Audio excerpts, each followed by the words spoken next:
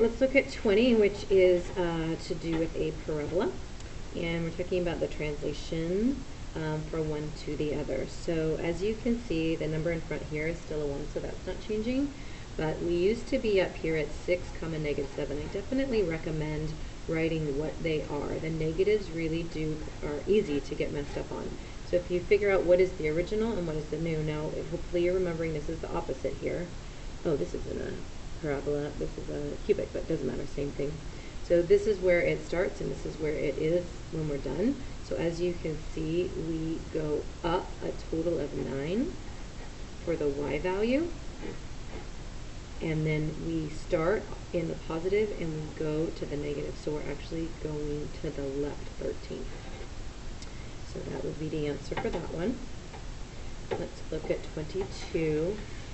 22, we're talking about x-intercepts of the graph. So the x-intercepts of the graph, hopefully you remember, is just you're setting y equal to 0. And when you set y equal to 0, you can go ahead and factor that, which is -28 and -27.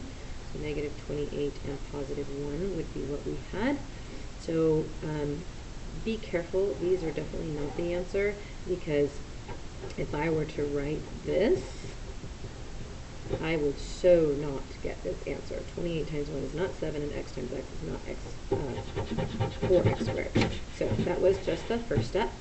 And then we rewrite the middle term using these numbers. So we're going to do plus x minus 28x, and then minus 7. So again, we're rewriting those using those, and then we just factor out. So we have an x that comes out of here, 4x plus 1. We have a -7 that comes out of there, 4x plus 1. This is key. If those are not the same, you've done something wrong.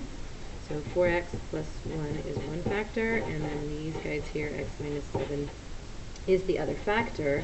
That is equal to 0, so when I set that equal to 0, I get 7. And when I set this equal to 0, I get -1 divided by 4. So my two answers